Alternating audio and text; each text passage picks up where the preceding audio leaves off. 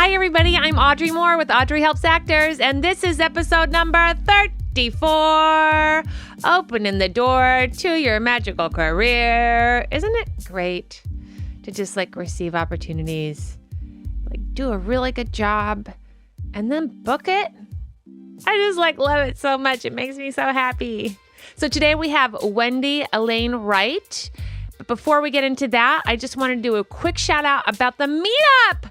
Oh my God, I can't believe how many people came. That was crazy, you guys. I want you to know, my reps came, my people came, and they were like, holy shit, Audrey, there's so many people here. And I was like, I know.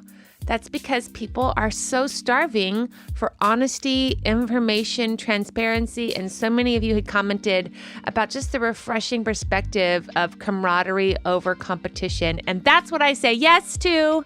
Yes to camaraderie over competition. We are really all in this together. The more we help each other know more information, the stronger we are.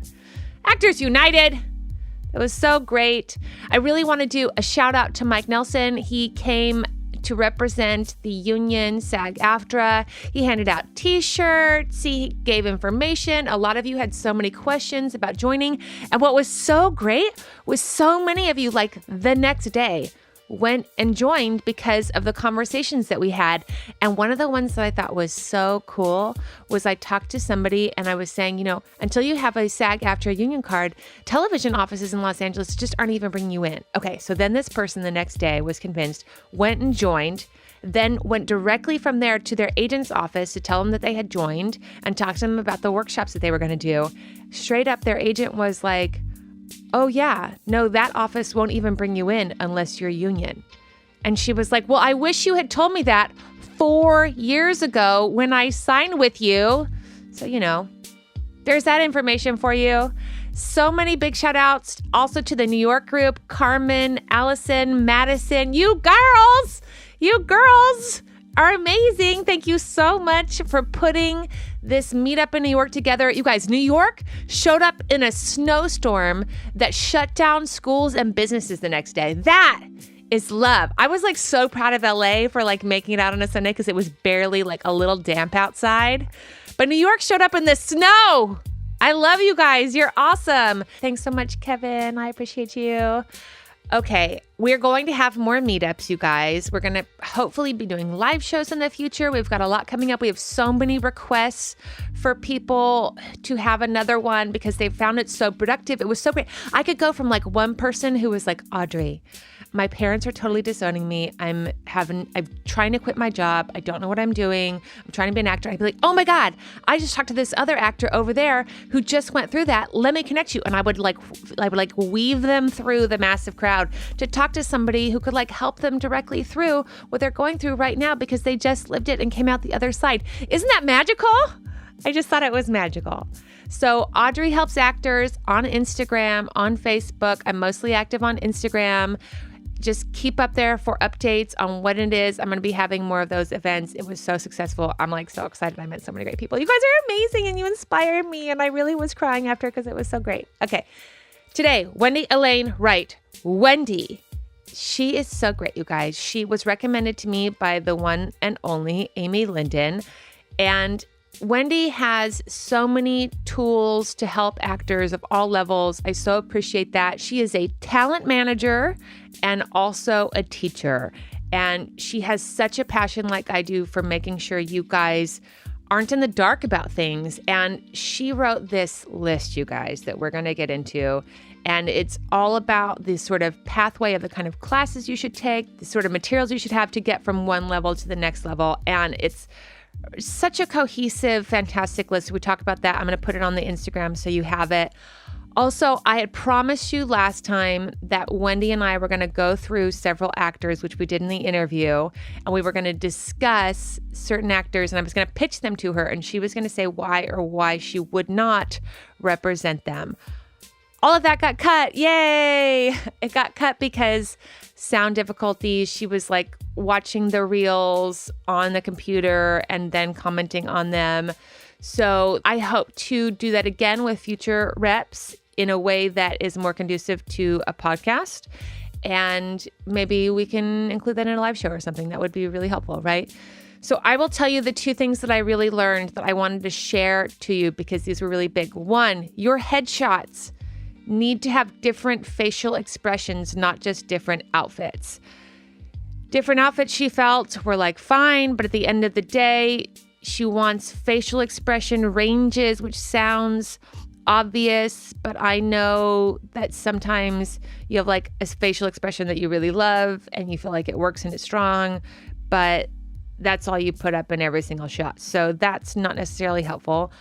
Also, so important, make sure that on your reels, you are the first person talking, the shot is on you. You're the person talking and you're talking right away.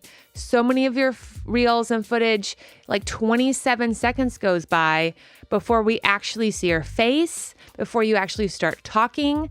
For some of you, you have to remember if you're a male and you have a scene with another male and it doesn't start on you and you talking, then I don't know which one you are. And that's what happens. They don't know which one you are. They like kind of glance at the picture for like 3 seconds at most, and then they go to your footage. So a strong reel needs to start immediately with your face and you talking. Okay, that was a lot, but I love you guys. You guys are giving me so many iTunes reviews and it warms my heart like you don't even understand. I love you. I hope you're on your way to an audition and I want you to book it. You guys, just book those pilots. They're almost wrapping up. I want to hear about like, oh my God, Audrey, listen to your podcast. And then I booked a pilot. You said, I hope you're on your way to audition and I hope you booked that pilot. And I did. I would love that email. Okay. Also, just so you know, I've got a special little something for the theme song today. Little shout out from the meetup group. So enjoy. I love you guys.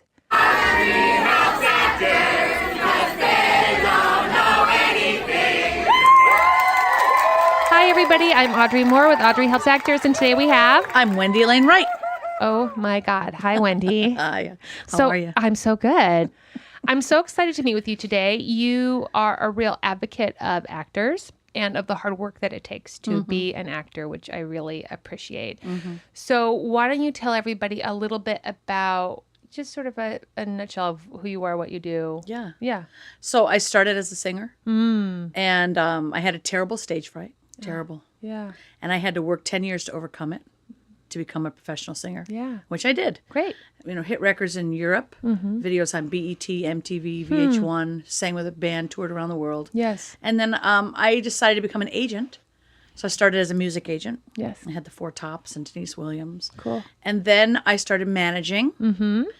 And I fell in love with managing because it's like taking someone from scratch for me, because I'm a developmental manager, taking someone from scratch and helping them build their dream. Yeah. And then it turns into the reality. Yeah. And there's nothing better than that. It's so for me great. on earth. The feeling was even better than doing it for myself. Yeah. So I found my niche. I really found that I loved helping other people get successful. Yes. So when I started as a manager, I used to do way too much for actors as a manager.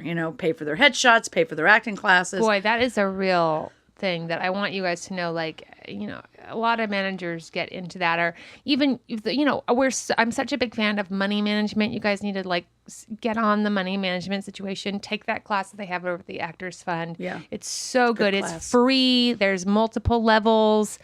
Start financially planning, because I can't tell you the number of managers I know who've had to float their actors by paying for their SAG dues, paying for, whatever it is to get them. We've all done that. It's just, get on top of your shit is what it is. But it gets tiring. Yeah, I'm and sure. what we realize is that we can't want the career for them more than they want it. Can we hallelujah that? Can we? Hallelujah. Because Praise Jesus. Yes, I feel that so much. And I know so many of you feel that for your friends. If any of you who are acting teachers out there that I know are listening, a lot of you are improv teachers out there. And it is one of the most frustrating things when you see somebody's talent and potential. And you are so inspired by them and so excited for them because you can see. And you know exactly how far they could go. Oh, yeah. Yeah. And it just lights you up. Yeah. And then you see them just slogging, not and putting the effort in, not doing what they need to do, not taking sometimes the risks they need to take, or taking responsibility for things that they need to take responsibility for. And it's really heartbreaking and frustrating. It's very heartbreaking. And then, you can put a lot of energy and effort into an actor, and then when they start becoming successful, they go to another manager. Yes. And that's like, you've totally got to talk be about that kidding too. me. So I want to go through some of this outline. Tell me everything. And tell you so much of what I really love about this.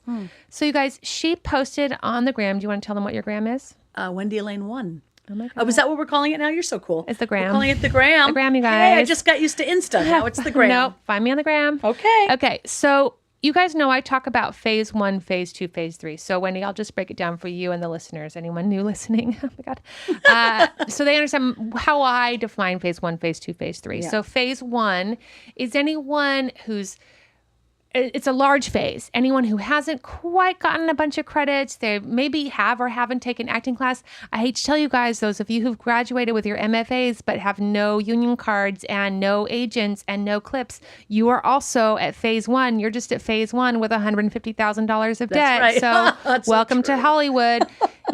So phase 1 are actors who are usually trying to figure out their type, trying to figure out to get some sort of representation.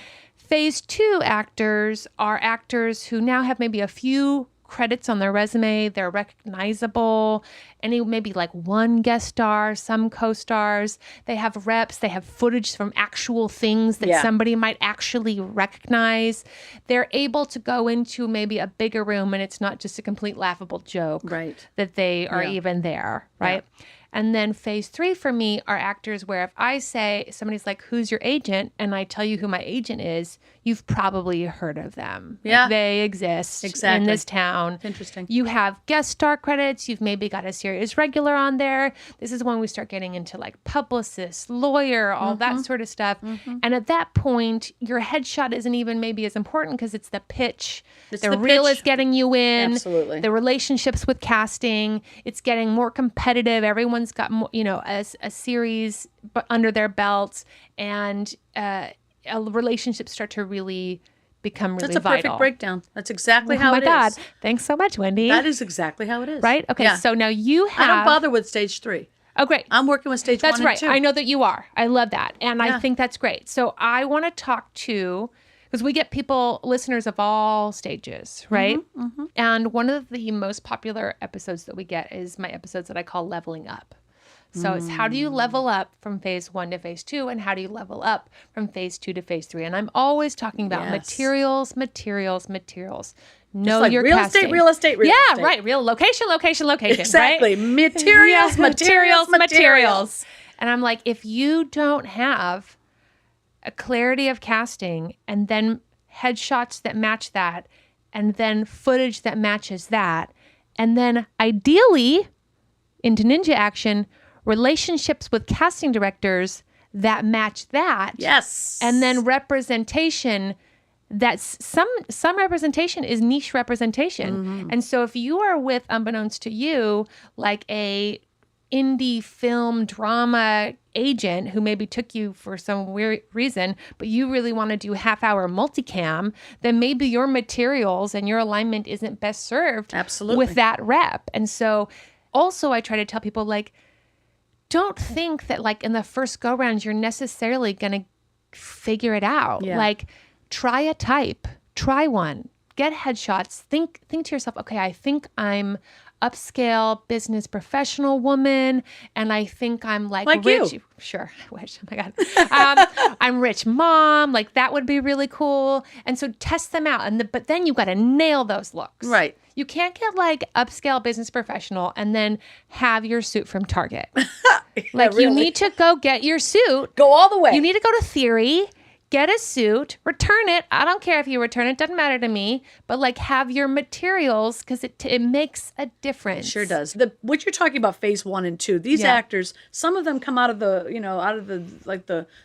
trance. I think I want to be an actor. Oh, God. Okay, have you taken any acting classes? No. But I think I could be on a series. Sure, I know. It's like, listen, I want to help you. If you have a dream, if you have a goal, and you have talent, I don't want that to die because you're stupid or don't know what you're doing. I love it. Yes. Right. I need you to know how things work. Because if you do those things I'm telling you, you will move from this level to this level to this level to that level. And it's going to take work. I'm not telling you this is an overnight. It takes work, time, and commitment. Denzel Washington always says, I wouldn't be Denzel Washington where I'm at now if I'd quit along the way. You have to constantly be moving forward in the direction. I see you have a vision board. Oh my God, my vision board. I love your vision boards. You have 2 vision boards. I have 2. I don't mess around. My visions are big. You are not messing around. I dream big, you guys. Dream big. It's amazing. Well, I always suggest gotta have a vision board. Yeah, I'm about a vision board, and my new thing of vision boards is I used to do it at the New Year, like the general New Year, like in January. And I've now changed it to the actor New Year, which I tell people is the first Monday after the 4th of July, because that's when fall episodic starts. And so I like that. Yeah. The actor New Year. The actor New Year. And so I've started this thing where like the first Monday after the 4th of July, when fall episodics come back, I'm always like, Happy New Year, because I think people get so, I know, October comes around and you guys fucking panic. You guys like want to kill yourselves. All of you call your managers. You're all calling Wendy and you're like, listen, I just want to talk about my type, because you're thinking about going home in November and like facing your parents and like how you feel like you're a failure again for the new year. And then what happens is you party the entire holiday season away, which I know is easy to do because there's so many holiday parties. And then the new year comes around and you're like, oh, 2019, like I'm going to crush this year. And then you're like, okay, I'm going to get headshots, but you like kind of wait a little bit. And then it's like now 3 weeks into January. And then you finally contact the photographer. That's really great. But that photographer, surprise, surprise, is now booked up through May. And you're like scrambling. So then you go get another headshot photographer who's not as good. You're like, well, whatever. I just need something now, because that's really worked really well for you in the past. And so then you get these new headshots. Now it's May. They're not very good. You put them up anyway. You spent like $800 on headshots that are bad. Then you wait until November of the next year to decide that those don't work. And then you're like, okay, well, 2020. Oh my God, that's and you awful. round and round and it's round awful. You go. And you guys nailed it. That's what they do. That's what they do. So I now have a thing of not thinking that the new year for my business is like the actual new year. I think of it as like fall episodics is when we start getting going. I love it. All the way through till that episodic season ends, which is like January, and then pilot season, and then some cable stuff and movies in the summertime, and then a respite. And then rinse, That's repeat. a perfect system. That's perfect. Oh my God, thanks. Okay, I really want to talk about this. Tell me everything. Okay, this one. Hollywood Winter Circle. Okay. Yeah. Here's what I want you guys to do. I'm going to post it on my gram, and I want you guys to go and look at hers, follow her, and look at it, because I think this is one of the best comprehensive guides of step-by-step what you can be doing that I have seen in a really long time. And so we're going to give you like a couple of sneak peeks. I really mean that. Yeah. Because you guys know I love a checklist. You know, I just get wet for a checklist, you guys. And this has got it. And it's in spades. Yeah, we got checklists. And it's really comprehensive. So she has, level 1. I'm going to put my glasses on, Wendy, because you're too young for glasses. I know, but genetics, what are you going to do? Okay. Acting classes. So 1 to 2 days a week for the next 10 years. Now, Milton used to say, I used to study with Milton Casellas, and he used to say to those of you who didn't go to conservatories and are now like taking 2 classes a week and feel like, oh my God, I'm in class twice a week.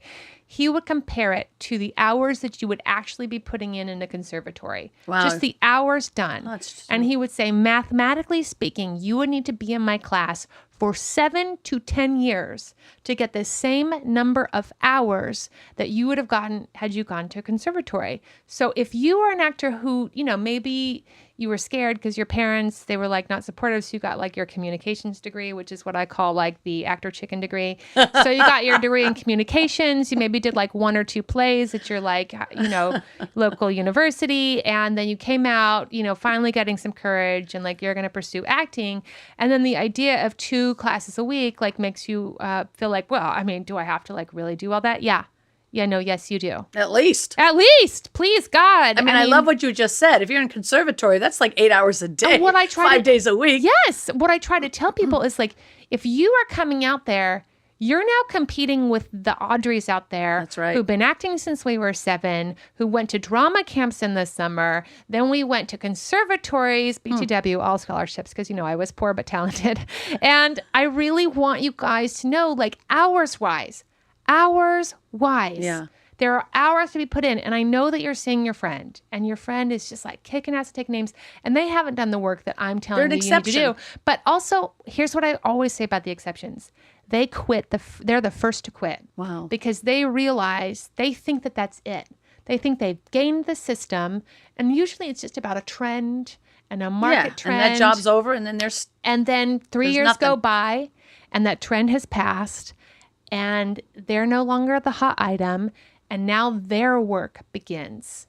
Yes. And they almost always bail. Yeah, because they realize how much work it is. They realize how much work it is, and they've been so hard on everyone else, thinking that they were such hot shit for those first few years, being like, well, I don't know what you're doing wrong. Like, I'm just hot shit. So then that judgment comes back to bite them in the ass, and then they're like, you know what I'm going to do? I'm going to move back home, and I'm going to sell real estate. Tail between their legs. Yeah, absolutely. Okay, so you say acting classes, scene study, improv, on camera, cold reading, commercial technique, and audition technique. Yes, to every single one of those, you guys. Some of you have been in scene study for like 9 million years. 9 million years. Like, take a singular improv class. Some of you have been scammed for like 3 decades by the improv comedy scene. You, like, every time you move to a new city, they make you start up at fucking level 1 again, and back in the train you go. Quit it. Stop it. Take a scene study class. Some of you have done theater for 30 years, and you're like, oh, an on-camera class, like, and just the mere idea of seeing yourself on camera makes you want to vomit. Well, guess what? You have to do an on-camera class. How are you going to be a film and television actor? It's not 1989, you guys, anymore. It is not 1989. We have cameras. You're always like, well, so-and-so didn't take an on-camera. Yeah, because it was 1989.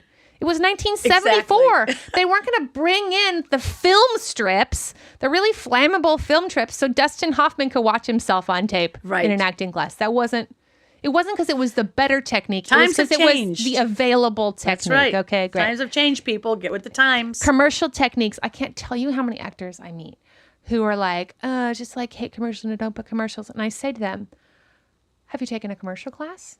What is their answer? Always. Oh, never. No. Yeah, they don't take them. And I'm like, but I can't book a commercial. No, I can't book a commercial. Well. And I'm like, well, fuck off then. Because you know what? I book commercials, and I've taken a shit ton of commercial classes, and I know what I'm doing. So it's just such hubris to think that you're just, went to Yale, you're touched from God because Yale accepted you. And we're so hard on Yale today, you guys. I don't mean to be mean to Yale. I love you all. I'm such good friends with. Okay, good. Do you believe me? Oh, yes. Listen. And also, so many it's of you on my vision board. Those people are going to get off their high horse. They're going to fucking let you in. Because I want their actors to actually be successful. Yes. And to all the conservatories, to all of them. All of them. You all I just graduate. taught at Cleveland State University. I went to it. Montana University of Montana. I'm going to hit every university in the country, and I'm going to get make the sure. Memo. And what I want to teach is the teachers. Yes. For God's sake. Because then if they know what we know, they can teach every class they have. How can they know what we know? Well, they'll know what I can teach them in a 5-hour period. And that's more than they know now. That's so true. No, that's so true. So this is my favorite that you talk about this. So you say, can you afford your career / education? I tell people, don't come out here with less than $8,000 or $10,000. Don't come from Kansas, thinking you're going to make it, and you're just going to come here in the first year and book a commercial. There's so much more to do. They don't even know what booking a commercial even means when they're coming from Kansas. I know, because I had a girl come from Texas, and she said, well, I'm just going to Uber until I make enough money from my commercial I book. And I'm thinking, do you even have the clue what's going on with commercials right now? No clue. Well, not only that, with somebody with the $8,000 to $10,000, I always tell them, I'm like, listen, I just want you to know, however much money you're saving up, just know it's never going to be enough. That's first of all. But second of all, I want to say that it's just like people opening up a restaurant. They say when you open up a restaurant, you have to have enough money to fund your restaurant for a year. 1 whole year. Yeah. Because that's how long it takes to get a restaurant following, unless you are a celebrity chef. Makes sense. So ultimately they should be coming out with $36,000. I mean, come out with $36,000, but I don't have, I wouldn't ever ask anyone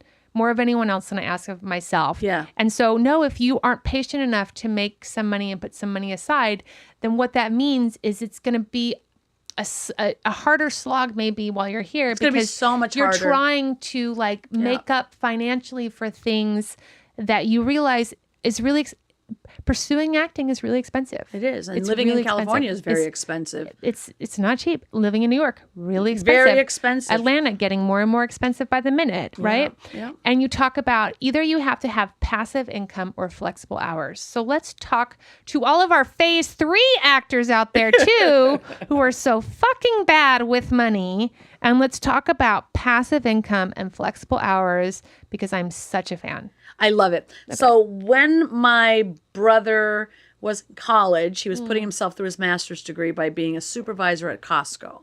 He went to law school at UCLA, and he lived in a house with 3 other guys. One guy owned the house, who was a student. And I said to myself, that's what you do. You buy a piece of property, you rent it out to 3 or 4 other people, and you let them pay your mortgage. Yes. I mean, it's common. It's not common sense. It's Nobody's not common teaching sense, it. But it's so easy to do. Yes. Why should Yes. you pay the mortgage for somebody else when you can buy the house? You're 25 years old. You have excellent credit. Right. You can put $10,000 down or whatever. Right. And then you have 3 friends, and you can just have tenants. And in 25 years, that house is paid off. You have an asset. Yes. Maybe you have another one and another one. Yes. You have to learn about, I always tell people, you've got to learn about networking with people. Read every book you can about networking and building relationships. Yes. You have to learn about money. Read every book you can about how to make money from passive streams of income, how to have multiple streams of income. Okay. You can't just wander around and, because rich people teach their children these things. Yes, that's right. And poor people do not teach their children these things. And here's what I really want to say about that is there are lots of books. I again recommend the course in at the Actors Fund. It's free. It's managing your money as an artist, as an actor. It's everyone who takes it is like awakened. They feel like Jesus has just awakened them. And the reason passive income is so important is because you don't have to be out here long to know that this is a bang and bust business. And you have years that are bang and you have years that are bust. And seemingly to no change in how you are pursuing this career. There are trends that happen. There are writer strikes that occur. There are real family things that occur in your life that take you away. That Out of your put things control. out of your control, Yeah. you guys.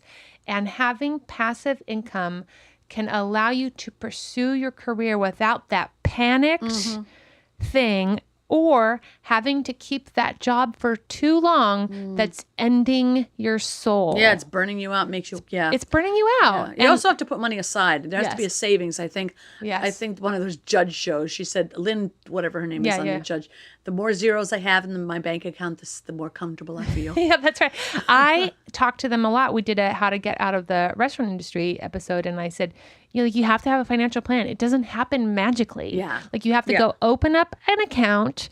You have to not hook it up to the internet. Yes. You have to go put money in that account. And don't then touch it for- you have to not take it out. Don't touch it for any reason. You're going to put it into an investment that will then gain you passive income dollars. Incredibly Now, good advice. If I didn't make sense to you just now, if like what I just said sounded like mortgage and income, blah, blah, blah, blah, Passive then income. I need you to read some books and go. One of the books I really recommend is Young, Broke, and Fabulous by Susie Orman. She's so smart. I and love her. People are always like, well, she just says not to have credit cards. And I say, no, she doesn't say not to have credit cards. And if you'd read her book, you would know. She says that what you have to invest in is yourself. So how to use and manage credit cards, debt, income, passive income, all those things. But for you to be your best investment. And in doing so, there are rules. Like, yes, you can put some money on your credit card for gas to get to work. No, you can't put money on your credit card for shoes that are pretty. Yes, you can put money on your credit card for shoes that are pretty if you are in a fashion industry and trying to move up in a fashion industry. No, you can't put, like for those of you who have expensive casting, if you need to put a theory suit on a credit card, go put a theory suit on a credit card. Right. Because if that's your casting, it's going to cost you more to not have it than it is to have it. See, people have to learn about money. It's another thing they don't teach in school. No, they don't take They money don't teach in in school about being a parent. They don't teach you about money. They don't teach you about relationships. No. It's like, good luck, people. Figure it all out Yeah, on your and own. thanks for all your money, and you're in debt. Yep, we're really excited about it. Okay, but wait, Wendy, wait. I have to interrupt you. Help me. I need some help. And now it's time for listener questions. I'm so scared. Okay, everybody. So this listener question is brought to you by We Audition, weaudition.com. You guys, I have an account on this, and I wanted to just take a quick minute to tell you what's so great about it. Okay, it's basically like the Uber of self-tapes and rehearsal practices and audition practices, all that sort of stuff. But one of the features that I love so much is it actually has on it record a self-tape, and your camera and microphone from your computer will record a self-tape onto this program. And then you can click My Self-Tape Videos, and then you're going to have all of the self-tapes that you've ever done stored on this site, which I think is so cool and so great because I love having them all. So that way when the show comes out, I can then watch it. I can see what that actor did versus who they cast versus what I thought I was going to do or what I did, and just have a little fresh perspective. How many times do you watch an audition that you did that you were like, oh, it was so terrible, and then you watch it again, you're like, actually, that wasn't so bad. Or vice versa. You're like, I was so incredible. Why did they cast me? And they're like, oh, they didn't cast me because I was not as good as I wanted to be. So I so recommend it. I just want you to know it's really easy. Go in, try it. weaudition.com, proud sponsors of that program. Their promo code is Audrey25. Audrey25 gets you 25% off discount. I'm so excited for them. Again, created by an actor for actors, which is my favorite thing. All right. Thanks. So you guys, I'm only doing voicemail listener questions from now on. My email is getting slammed. I don't have time to answer all of them, but I do want it on the voicemail so I can play it so everyone can hear your questions. So 667-ACTOR-70. Again, that's 667-ACTOR-70. And here we go. Hi, Audrey. This is Savannah Spring. I'm from Washington, D.C., and I'm calling today because I was curious to see if you had any advice on moving to actually Atlanta for acting purposes, if you knew any information on how it was down there. And I know in one of your podcasts earlier I was listening to, you said you were looking for someone, like an actor or a director from Atlanta to interview, and I was wondering if you found anyone and you were going to have one of those episodes coming up. I love your podcast. It's really helpful. I listen to it every time I'm on my way to an audition or something. Happy holidays and Happy New Year to you. Savannah, thanks so much for your question. Yes, I have really good news and not so great news. So I recorded this fantastic episode with the one, the only, the beautiful Ariana Youre. And she had been in Atlanta for a couple of years and she crushed it. And she just moved out to LA. She went straight from college over to Atlanta, got a solid amount of credits, got her union card, came out to LA. Her first audition, she booked a guest star, BTW. She just signed with Innovative commercially. So, you know, Ariana, you're not doing so bad, girl. The only problem is that her mic stopped working about 30 minutes through. So we're either going to find a way to put that episode up in some way that you'll forgive us for all of the terrible sound, because it's a really great interview. Or we may just have her like on a live episode or something like that, and we'll just do it. She's so adorable. She's so charming. I love her. I'm going to get that information out to you. A few takeaways that you guys can have just as like little crumpets of information. One, I said, is the market flooded in Atlanta right now? And she said, yes, absolutely.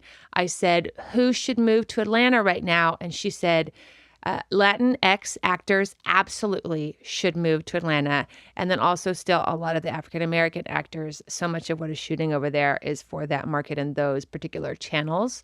So that's who she recommended move there. She also said like senior actors, like if you are of the senior age category, that's a good zone for you.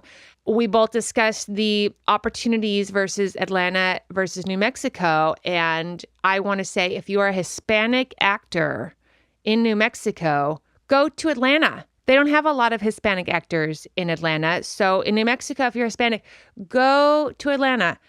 Also, if you are in Los Angeles and you are trying to decide which market to go to and you are a Hispanic actor or African American actor, that should help you decide.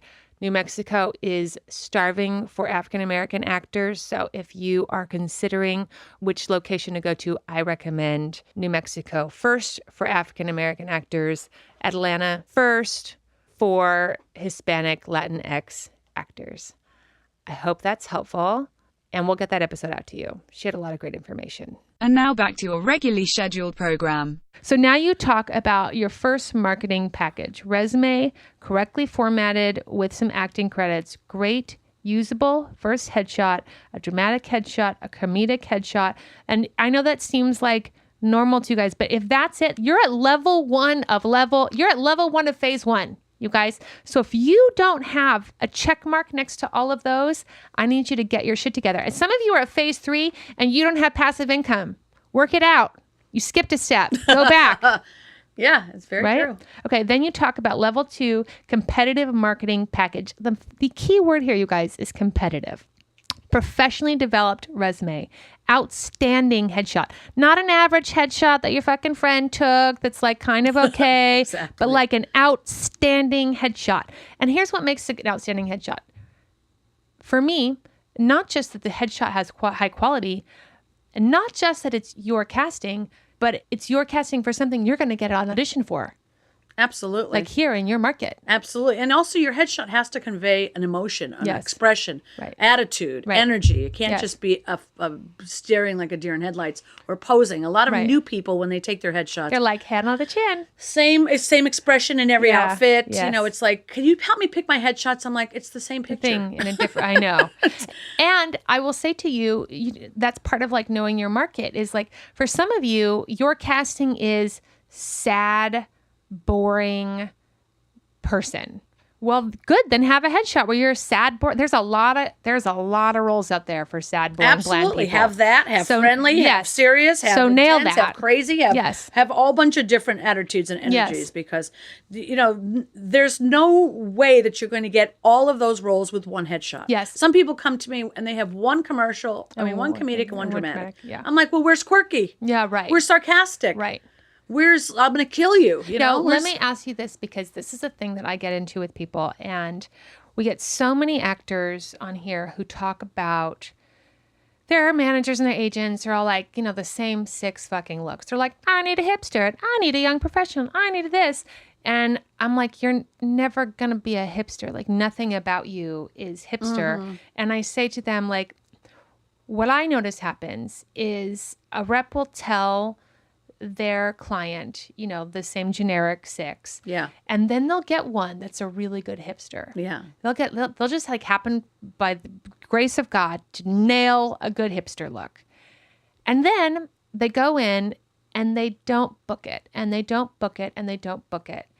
And I said, so what happens in my experience is then you think you're doing something wrong when really that's not your casting. You're not a hipster. And you shouldn't be going out for hipster. Just Right. because you're a 24-year-old doesn't mean that that you're a hipster. There are lots of Absolutely. 24-year-olds who are not hipsters, and there are lots of 24-year-olds who are.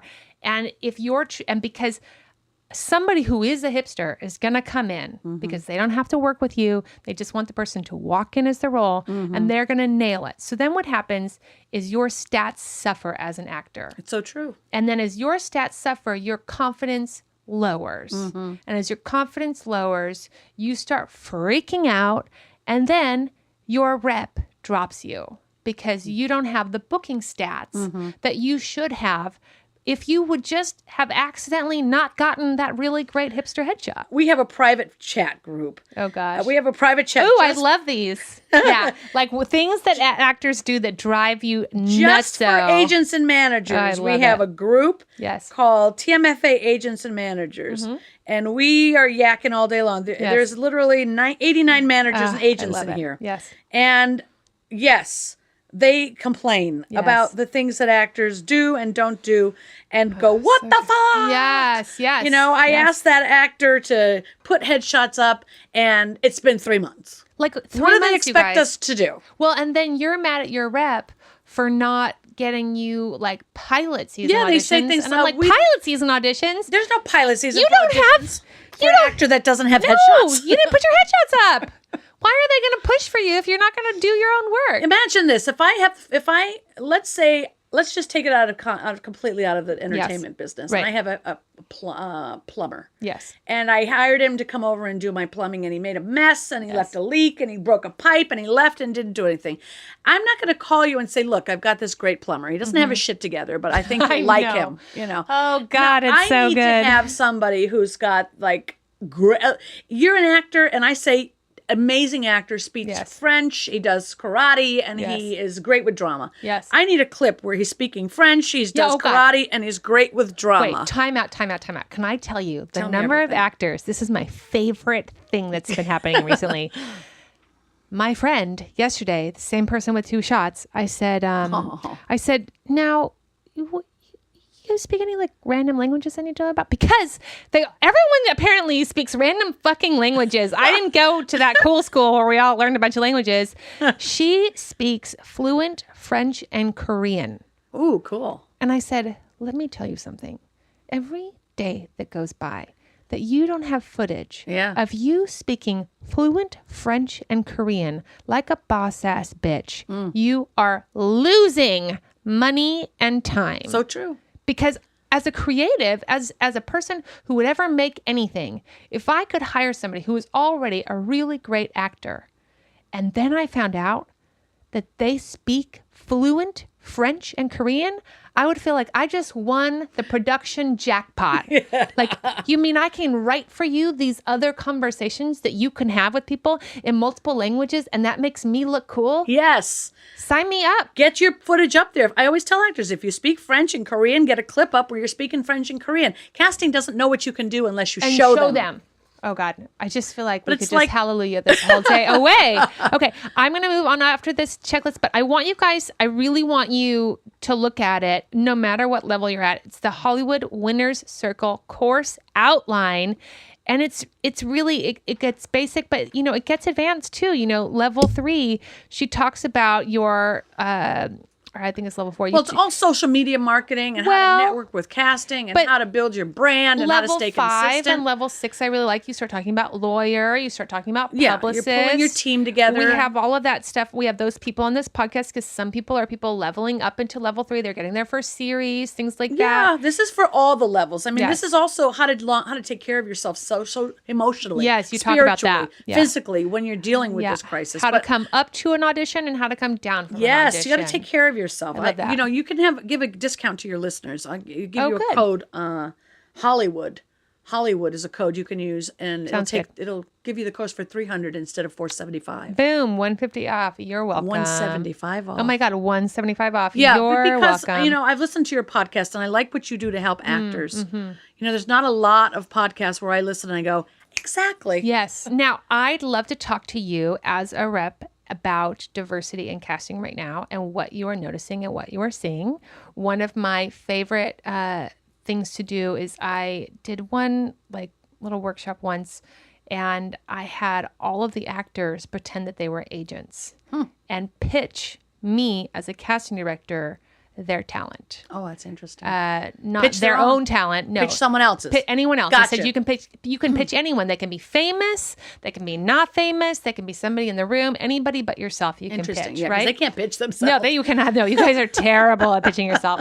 And it was such an outstanding exercise because everybody could see that if I knew you already, then I was more interested in taking your pitch, first of all. If I knew the actor, then I had to spend less time deciding whether or not I wanted to take them or not because I knew them, which is also great for me. I have 5 slots to fill for each role. So once the slot is full, once all 5 are full for one role, that role's closed. Yeah. And so it's a race to fill those slots. And what a great exercise. Oh, it was really great. Yeah, and fun. then I recommend it for when you go to Yale. Okay. And then when we were all done, it was so incredible to see. At a certain point, I had to close the casting off to all white people because many of the roles I was asking for diversity. I was also, all ethnicities welcome, please. We're not just seeking Caucasian.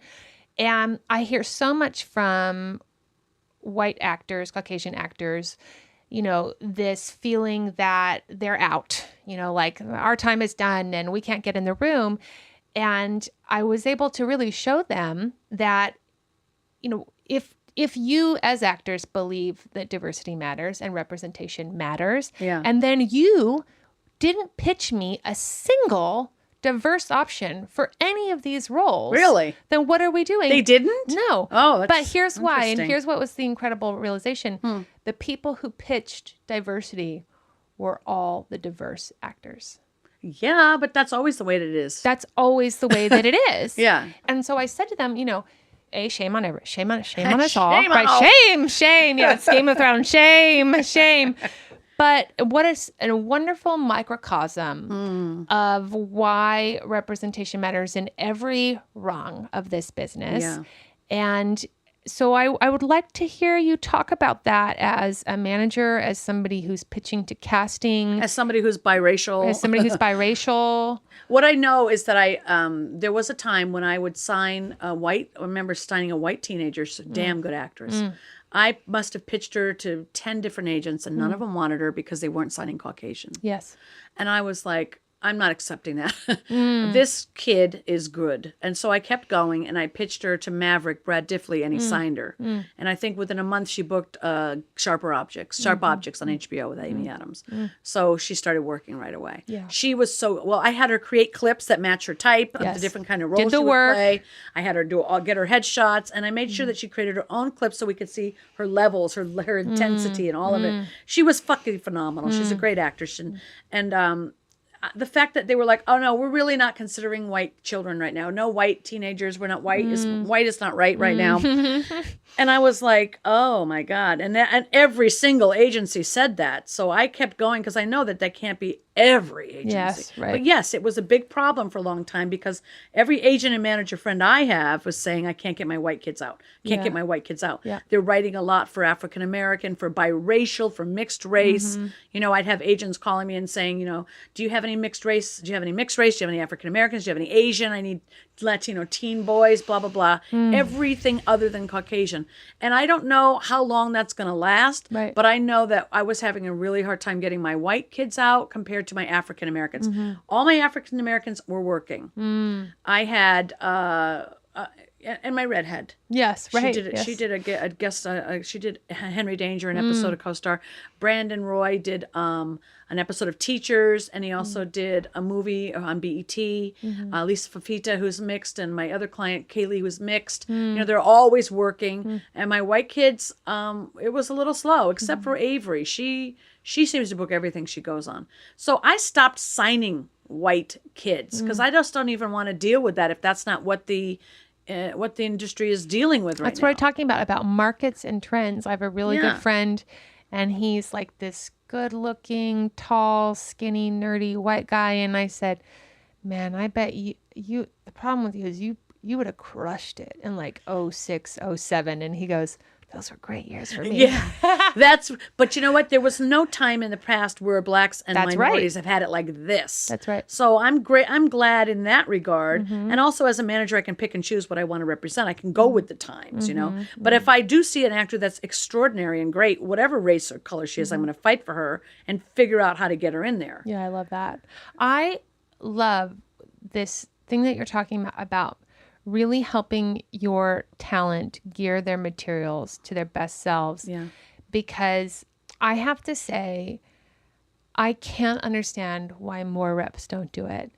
I think that if more reps did that, they would have by far more working talent. I agree. And it's this idea of like, I'll sign you, but now you go figure it out.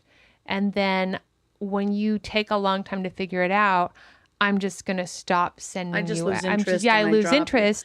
When I really find like it takes 1 to 2 hours to sit down with an actor, go through their materials, get a game plan for them. And most actors I know are hungry for that sort of focus and direction. I think it's critical. And I think there are some agents and managers who do that. I'm a teacher My mother's a teacher. My dad's a PhD. Everybody in my family are teachers, and I'm a teacher. I taught in the Yes. GATE program Yes. at La Cañada Unified, at all of the unified school districts, all the elementary schools. So I've always been a teacher. Yeah. So for me, if I have a roster of actors, they need to be taught how everything works. They're Yes. not going to function at the highest level for me if they're not taught. That's right. They're not going to guess how to do it Yeah, I don't correctly. expect them to. Yeah. So I always meet with my roster. You know, I rent out a big room, Good. and we all have a big meeting, and I go over everybody's everything, and we discuss type and headshots and acting clips, and make sure everybody's profiles are completely filled out. Mm. And there's no reason that I should be representing them if I can't do that. I'm their manager. I agree. That's my job. Mm-hmm. So sometimes when I hear. I do consultations with actors who have managers, and I'm like, has your manager even looked at your package? Well, they say right. no. And I think like the fact that they have to have you do a consult with them to tell them what to do instead of their manager taking the time out to do that, to me is just a tragedy for all. Absolutely. And I've had agents say to me, you know, like, why are you teaching them those things? Let them figure it out on their own. But why? You know, I'll say, well, how is that going to help you be That's more so successful? good. That's How so does that good. help your actor? Like one time in our private chat, and I won't even call out who said this, but I was talking about how we need to educate these people of this. And then one of the agents said, well, that's not our job. And I literally said, did you hear what you just said? Yeah. You just literally said it's not our job. If it's not our job, whose job is it? That's The right. mailman? Well, and listen, I would love for it not to be their job. I would love for, again, universities, schools, more education to be out there so that your agent and manager didn't have to take time out of their day from pitching you, out of their day from trying to secure you appointments. Yes. I would love for it to be somebody else's job. But if nobody else is doing the job and you want your talent to get the job, then you got to do the job. Well said. You know, one of the girls I had on last season, she, you know, is the girl that I had said, I need you to stop doing all these damn independent films that you'll never see the light of day ever. Yeah. And I start getting your television, and I was telling her how to focus her money and her time so that she could start focusing in that direction. Great. Since then, you know, she's booked, went from 0 television to multiple guest stars, co-stars, and even went into Grey's Anatomy for the co-star. They liked her so much, they instead brought her in for the top of show guest star, and she booked it. Whoa, that's fantastic. And she texted So that tells me, you, listen to Audrey. yeah, that's just listen to me. And she texted me and she goes, it works. Yeah. And I was like, I'm not like, listen, I make some shit up sometimes, but like, I'm not making this shit up. Like, That's and I'm exactly only right. doing it because I did it. I had 6 auditions after being here for 6 years. And like, you know, that's just not acceptable. And I could have done better. I could have. Had I you been knew better. If I knew better, I would have done better. Absolutely. And all I did was the best that I knew how to do. And the best that I knew how to do really only ever pertained to acting. So You know, I did. My heart goes to that child in you, that person in you who knows, who has so much desire and wants to achieve so much, Yes. and just needs the information. Yes. And you just have to have it, you know. Yeah. And the thought of somebody not giving that to you and that child being lost, that talent being lost, Yes. is just unacceptable to me. I cannot agree. deal with that. I agree. But again, I think that's because you are a performer.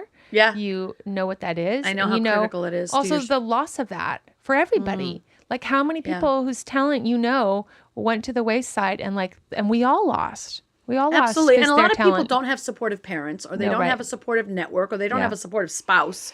That's a problem. Oh, God, I can't you know, with you guys you have and your non-supportive boyfriends spouses. who one actress. You might get texts all day long. My boyfriend doesn't want me to do a movie where there's kissing someone else, and I'm like, oh my Drop God. him. Get rid of him because No. that ain't gonna work for you. It's not. Longevity It's wise. not. Yeah. I always tell people I dare Jesse to be jealous of me. He's like the least jealous person of all time. Like, I don't know what I'll take, but it's going to take a monumental effort. He's just so chill about all of it, Well, which is you're what I doing need. here with this podcast. Listen, before this kind of technology existed, Right. where people like you, Right. who have a gift of sharing information and knowledge and interviewing and talking with people and bringing that intelligence to a massive audience. Yes. That didn't ever exist before. That's what I You're tell filling people. the massive gap. Yes. Well, and I realized that when I had the idea was I didn't know of one that existed. And so I was like, well, that's unacceptable. So Yeah, we'll absolutely. figure that out. But wait, Wendy, wait. I have to interrupt you. We interrupt your regularly scheduled program to bring you shit you didn't know about your union.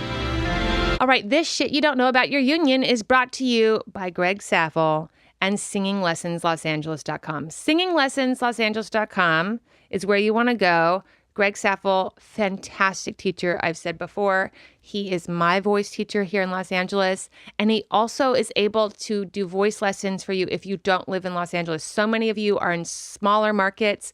How great is it to then have access to a Los Angeles, very, very top-notch, incredible, professional, gentle, loving, supportive voice teacher here in LA. He is just the best. I couldn't recommend him highly enough. He really got me into shape for Godless. I go to him for all sorts of vocal issues. And I want to say that at the meetup, I introduced him to people and I said, okay, who here thinks that they don't need voice lessons? I said, who thinks they don't need voice lessons? And I want you to know, out of that massive crowd of people, not one person was like, my voice is great. Not one person raised their hand and be like, I'm done with voice lessons. I mean, vocal improvements, who needs them?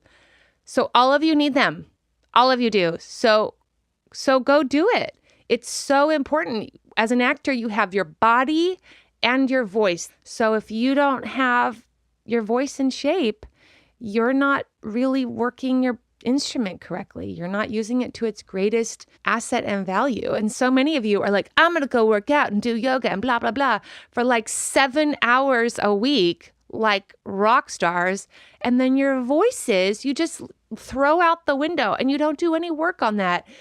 It's really so important. Contact him. There are all kinds of links on here. So if you want to talk to him out of state, out of city, that's completely doable. SingingLessonsLosAngeles.com. Greg Saffell, he's my fave. Okay, bye. Okay, for this episode of Shit You Don't Know About Your Union, I want to talk to you guys about the SAG-AFTRA official podcast. Oh my God. Gabrielle and David are hosting, and it's so good, you guys. I'm so about you like informing yourself and listening. And I'm not going to lie to you. I was scared at first. I was scared to listen. And I was scared because I was like, anything really that has to do with like SAG people talking to you, I just want you to know. No one's ever like, yeah, I can't wait for SAG people to talk at me. It's never a thing that you feel excited about, except that David and Gabrielle are so wonderful and so charming and so compassionate and so lovely. I want you to start with episode 1 because legit 3 minutes in, I'm in my car and I'm like sobbing with like gratitude and joy and just so moved for the people who've put in so many hours and time and heart and blood, sweat, and tears to fight for their rights. It's so beautiful. I couldn't recommend it highly enough. Give it a listen. Shout out to our president, Gabrielle Carteris, and to her, I don't know what his official title is, cohort, David White, who is maybe the smartest person I've ever met, legitimately. Just talk about our union. It's so valuable. Listen to it and then tell me about it and write them a review. Okay. Love you. And now back to your regularly scheduled program. Okay. I always end with a few questions. I like chocolate. Okay. I like chocolate too. What, first of all, give them all your handles and everything, where to find you. Yeah. Tell them about your book and the whole deal. Okay. So my website is called wendyalaneWright.com. My YouTube channel is Secrets of a Hollywood Talent Manager, which is also the name of my book, Secrets of a Hollywood Talent Manager. And I write books for, they're all PDFs. They're about 120 pages. It's not light reading. I mean, it has links and pictures and, descriptions of exactly what you need to do. I love that. One book is called How to Be a Star Right Where You Are, and that's for actors who are not in LA. Yeah. It's how to apply and build your acting career in any state or any country in the world, because you can get a lot of work done right where you live. You don't have to start your career in LA or New York. My Facebook group is Talent Managers for Actors, and you should definitely come join me over there. It's a loving environment where you can ask any questions, and we have live people. You can go live in the group sometime. Oh, great. I'd love to invite you. Yeah, it'd be awesome to have you. On Fridays, we have Friday Night Live, where industry professionals go live in the group. On Tuesdays, I have acting teachers go live in the group and teach. We just had Margie Haber teaching. We had Sherry Shaw teaching, because there's a lot of actors who don't have access to those kind of teachers, and I want them to know what real acting classes are about. Yes. So they can say, oh, I need to do a lot more work. Yes. And then my Winner Circle course, the Hollywood Winner Circle. It is the #1 online course for actors who want to learn how to go from just beginning to actually becoming a working actor to actually moving through those levels that Audrey was talking about, getting up through level 1 and 2. And you can get the course at HollywoodWinnerCircle.com. And if you use the code Hollywood, you can take it's normally $475 for the course. You can get it for $300. Boom. Whoa, that's a massive I love discount. it. That's such a But it's because discount. I want it in the hands of every single actor. Yes, right. And the listeners who are listening to this podcast are going to be the listeners who are going to take a hold of those materials and really sink their teeth into them. Yeah, if you're serious. I mean, the course they is are. not They're the course is serious. not for curious people. I'm just telling you, I would have nerded out on all that so hard. It's at really that fun level. because Yeah, the I would have videos just- are entertaining, Yeah. but with each video comes a PDF that has checklists Yeah, of exactly see, I love a checklist. checklist of exactly what you need to do. And if you've checked off all those things, you're moving in the right direction. Right. That's the thing is you guys, it's so hard for you to say to your parents or to say to yourself, like, I'm moving in the right direction. Because the only thing that you know that makes you move in the right direction is your bookings. And that's why so many of you then hold on to bookings that are now below you. And you hold on to them because it's affirmation that you can show people and yourself that you're working correctly. That's deep. And at certain points, you need to start saying no to those opportunities because they are now beneath you and your work, and you need to risk taking other opportunities and pursuing other opportunities, but there's going to be a lull. And that's okay. A dry period. But a dry period is part of the process. Absolutely. And Right? don't get scared of the dry periods. And know that dry period, you're working properly within that dry period if you're working properly. And it's going to be hard for you to explain to somebody outside of the business, like, oh, well, what did you do today? And it's like, oh, well, I signed up for new headshots and I set up my reel and I set up these things, because that still seems like, oh, building blocks, as opposed to like the affirmation of, oh, I just booked this short film at UCLA. Well, maybe you need to not do so many But of it's those all anymore. important. I mean, It is. And at some point, listen, you grow out of student films. That's what I'm At saying. some point, you've done enough. of You've done student enough films. co-stars. You need to, and you've done enough Right. co-stars. You need to Right. put your emphasis on the next level. Right. You only get to the next level if you work and go to the next Yes. level.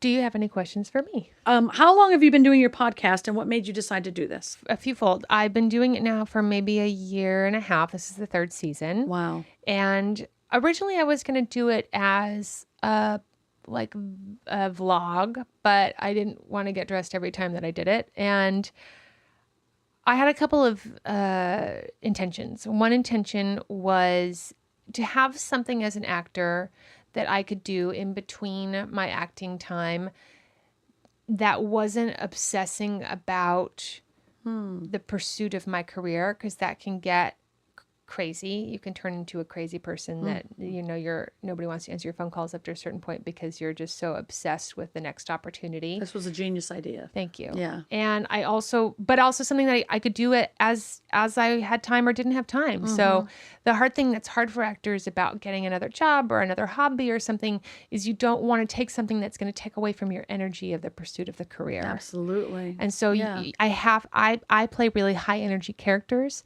It's really important to me that I manage my energy because the characters I play are high energy people.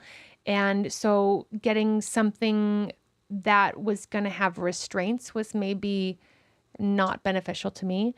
I do have a deep, deep passion for helping actors. I had so many actors because my career was going so well. They were all asking me out for coffee like every day. And I was like, I can't go out for coffee with all of you guys. So instead, why don't I do a podcast and I'll have you guys on and we can sort of discuss whatever you want to discuss, but so that it's not just beneficial for your ears, Yes, it's I love it. beneficial for everybody. Great, And then great. the third was about leveling up myself into a real serious regular world, because I was able to see that series regulars, what they really are bringing is themselves. Knowing what you bring to the table, and not trying to twist and turn myself to be the role, but rather have the role be correct for me and have the role fit on me like a really great tailored suit, right? Yeah. But I knew that what I knew about the difference between a series regular and the smaller roles was the series regulars were inspiring writers. You have to inspire them to know what to do with you and to see you entertaining people for 20 something episodes for X amount of years. And I wanted an opportunity to really continue to hone my voice so that I knew what it was that I bring to the table. So hopefully I have the courage to bring that to the table in You're my work. amazing. Oh, I thanks. love actors. Thanks. And I love that you do what you do. Thank you. Thank you for doing it. Of course. Thank It you makes for the doing what you world do. such a better It's place. so much better. Okay, very good. Okay. What is the best part about the business for you? I think when an actor achieves their goals, and whatever those goals are. So if an actor's goal is to get on television and do some of those programs, that's great. If an actor's goal is to be creative and collaborate with other people and feel a freedom of expression, and whether it goes to television or not, maybe it's in a film festival or not, but they just are, whatever it is that they are letting free from themselves, from their spiritual energy, if they are able to freely do that without barriers and blocks, for every person that gets to that level, for me, I feel great joy. I love that. And I feel like people tend to push them, they hold themselves back for so many reasons. And this is a spiritual journey for me. I really believe that, God puts a talent inside of every person, and that kind of the human condition starts to put these barriers on it, and you have to overcome those barriers and let your true energy out. Yes. And whatever that is. And so when people are able to transition into that freedom of expression, then I feel it's successful, regardless of how much commercial success it is. Sure, I don't care if it has commercial success. Yeah.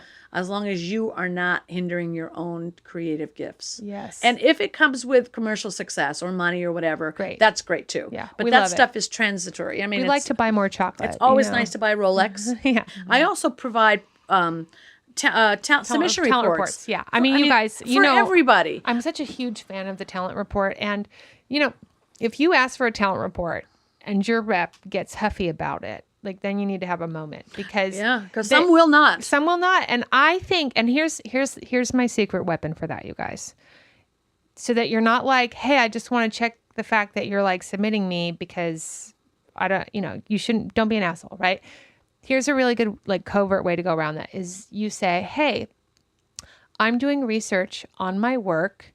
I'd love to get the talent report so I can follow all the things that you're submitting me on so I can see who's booking them, so I can see what acting they're doing, so I can see who they're studying with. Excellent. So that I can be making the most informed choices and getting my materials in the best order based off of what you're submitting me for, but at this moment I'm not able to get in for. Absolutely great, genius advice. And You're also welcome. follow those casting directors on social media. Yes, you follow need to them. start knowing who they are that's looking at your headshots and start building relationships Right, with them. because if But you're I love being, what you said. That right? was brilliant. Yes. Yeah. Because because what your manager may hear is, hey, I think you're not doing your job. Prove it to me that you're doing your job. So you don't want to give them that impression. No, because they're not going to give it to you. Yeah, because because that way. that's a shitty thing to do. What you want to say is like, hey, I want to do my part in helping with this journey as much as possible. And those submission reports are a really great tool to use to follow the casting directors, to follow the shows.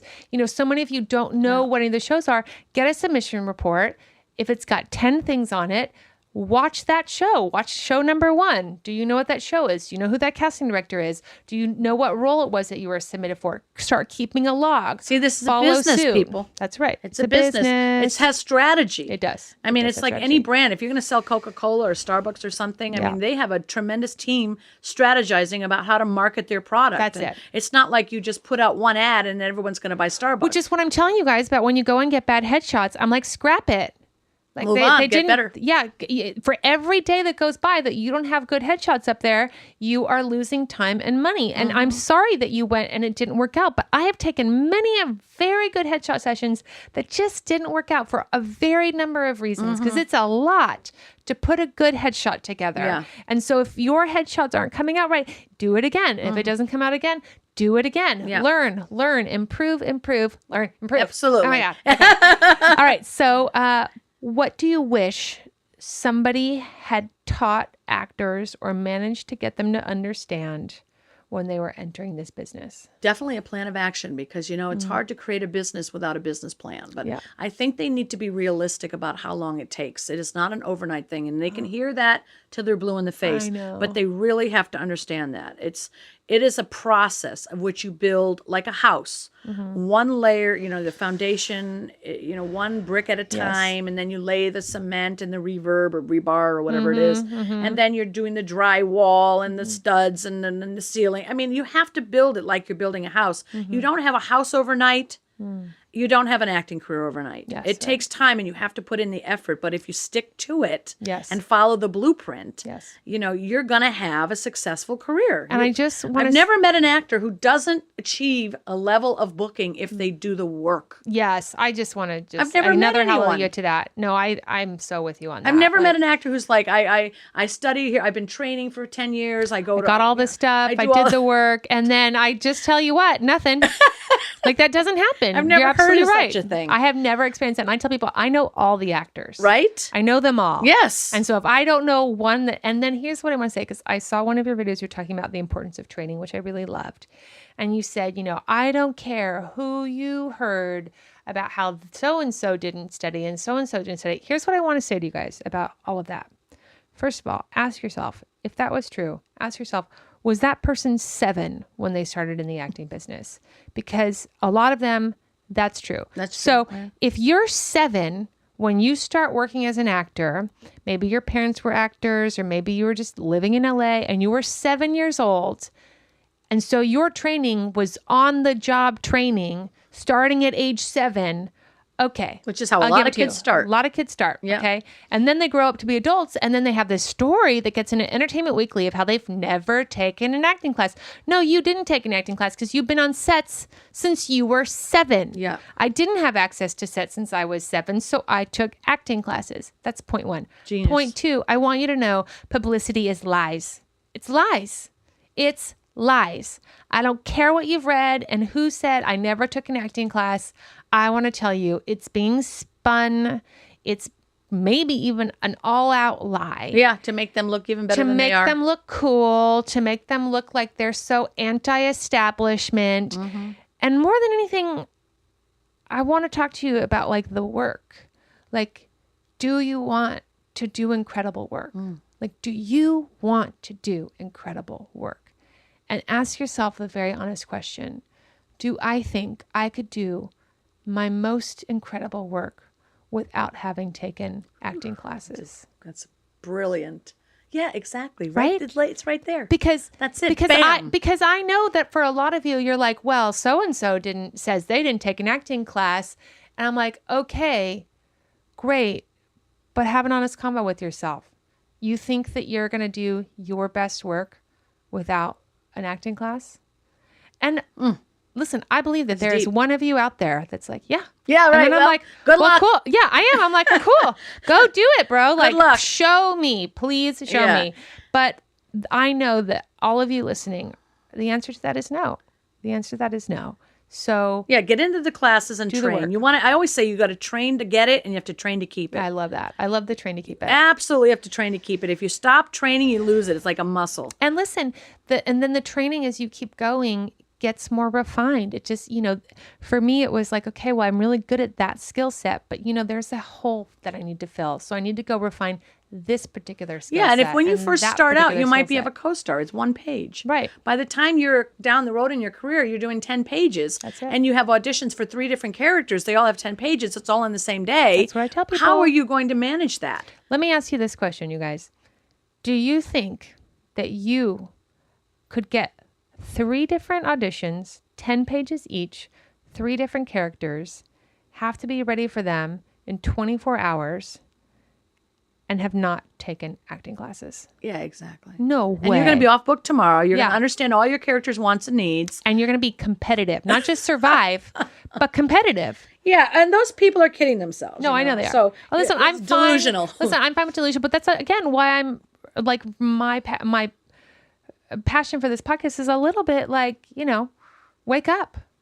Wake up. And if you want to act, go act. But if you want to be a professional actor and you want to compete with me, you want to compete with actors that I'm competing with, you better get your fucking shit together because I'm coming for you. Come on now. Woo, woo. Okay, I have to tell you guys, I'm going to shout out to my publicist real quick because here's why. I, as you guys know, just got hella married. My wedding went viral. And I saw that. That's so amazing. Oh my gosh, so crazy. really glad I had like a real good run through with all that, you guys, for this wedding because, you know, the godless publicity was a lot, but this wedding thing, you guys, was on a level I've never experienced. I mean, from the moment I wake up, like 8 or 9 until like 3 when New York shut down, I couldn't breathe. I mean, I was just inundated from every source possible, the phones, the text messages, the emails, the gram messages, the Facebook messages, messages on Reddit, messages everywhere. Everyone was inundating me. And if it were not, this is what I'm telling you guys about putting in place where you want to go. And I've worked very particularly in making sure that I had the tools ahead of time of where I want to be walking towards. And so I've had this publicist, Melissa Berger, she was on, you guys, and it's so interesting the things that you don't know until you walk through that fire. And it was interesting things like she would say to me, like the difference between how to interview for Huffington Post versus the Today Show. I would have no idea that was something that I would need to do. Mm-hmm. But it's her job to know how each outlet is different from each other mm-hmm. and what their readers are expecting mm-hmm. so that my story, which is more or less the same story, can then be expressed in a way that is more geared towards their audience. Yeah, that's interesting. And then having somebody schedule all that for me, tell people no, tell people, well, she'll do this, but she won't do that. What kind of photos we gave out were tailored to each outlet. And I am so grateful for her and also for wherever I learned, thank you, Oprah, I think, to have the knowing to pre-pave the way that you want to go, because it was really stressful, even having pre-paved it, that I can't imagine if I was trying to fly all of that solo. And also having somebody who, you know, for a publicist, like it's their job. Mm-hmm. So for you and for like your family, especially, everyone's like, oh my God, I can't believe this. And it's really easy to get caught up in this energy. And I'm a fan of staying grounded, regardless of what is coming at you negatively or positively, because it usually has nothing to do with you. Absolutely. And so really staying grounded, and it's easier for me to stay grounded because she was grounded, because it was just another day at work for her. So even though it was an unusual occurrence in my life, it was a usual occurrence compared to her life, because that's all of her clients have days and weeks like this. So I was able to stay focused and as grounded as I could, make smart choices, safe choices, learn along the way, not afraid of mistakes. And I am so glad that I did that. That's fantastic. Thank you. That's why you need those people who are in those different positions to guide you through. The more successful you get, the more people you add to your team. Well, because I used to think of success as like a narrowing, and now I think of it as a widening. Yeah, a widening. That it's like as you become more successful, you grow what you need to then grow your success.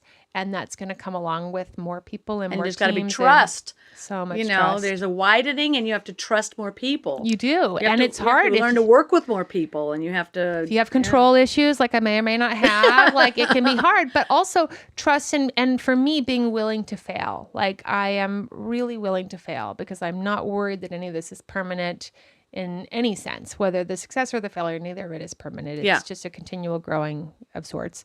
And yeah, so for me, the trust became easier when I was like, well, if I fail, it's fine. I'll figure it out.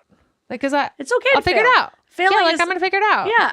But failing is part of living. No, right. I mean, it's like I tell people when they start to learn to walk, it's the failing that teaches you the balance. Right. You fall, and then you learn to balance, then you walk. You don't learn to walk without the falling, and you don't learn to live without the failing. But that's the thing about trust, is it's hard to trust people if you're worried that they're going to steer you wrong into failure. Absolutely. Right? Yeah, But if I'm like, well, you can fail and I can fail, and we'll both learn from it. But you can learn from that too. That's what I'm saying. I trust that you and I can fail and learn, as opposed to just fail and suffer. Well, Well, some people fail and suffer. Yes. Because they're not really there learning. No, they're not. You know, Yeah, that's no. the difference between people. Ain't nobody who got fail time and- for that, is what I say about that. Ain't nobody got time Ain't for nobody that. got time for that.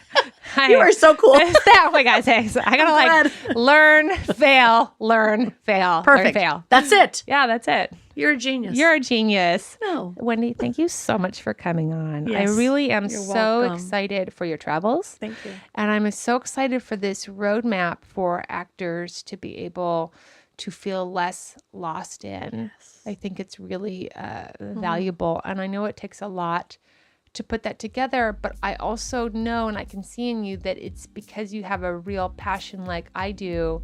An inspired thought is coming to you of how you can be of service to them. Thank you. It's the truth. Yeah, I feel that. So Thank you. very much. All right, guys. Don't Thank you forget for your having towel. me. Yay! Bless you all. Love God you all. bless you all. Yay, I love it. Next week on Audrey Helps Actors, we have Juan Monsalves. Juan is just the best person you'll ever meet, you guys. Juan is the epitome of graciousness, gratitude, a good attitude in this acting career. He works so much. Like all actors, he doesn't think he works as much as I think he works, but we go over his statistics and I'm like, okay, so just so you know, if you don't think that's working a lot, then your bar is too high. We really get into what happens when you move out here and there's a trend for your casting and that trend doesn't fit who you are, because he is a Latinx male. He is so talented. He is conservatory trained, and he came out here and all they wanted him to do was like Mexican gangbangers. And if you meet Juan, you'll just see like that just doesn't make any sense. It's like me being a Mexican gangbanger. It's not correct in any way. And he fought through and he's lasted through the trends, and now he's such a huge asset. And I so commend him for the strength and courage it took for him not to fall into the idea of what people wanted from him and instead held fast to his own identity and his sense of self, worked that out until the times came around where people could see that just because you're Latinx didn't mean that you were going to carry a gun and smuggle drugs, that actually there are all types of Latinx people in this world, many of whom are fathers, teachers, reporters, any of the following. And I think he's just such an inspiration to that. So if you are currently struggling with holding on to your authenticity and making that your priority, know that this is a really great episode for you. He's just such a joy. Special thanks to Wendy Alane Wright. I'm posting that list that she has about the checklist, so you can look at that. She has so many affordable to absolutely free things for you to look at, watch, read, so that you can become familiar with all of the things that she is talking about. And I really so valued her clear, intentional passion for helping artists spread their wings. You guys, you know, I don't like to have anyone on here who's just gonna like come on and sell themselves. I really believe in people who are passionate about helping you, and those are the people I want to connect you with. So there you go. This show is produced by Jesse Lumen, my now husband. What's up? You guys, he's still so handsome. This episode is edited by Patricia Cuffie-Jones and Thomas Snodgrass. Also, shout out to Thomas for the mic assistance now and then. It's still good to have your sound guy across the street. Show music is brought to you by Ari De Niro. Theme song assistance is by Aalok Mehta and 108 Hill. There you go. Don't forget your towel.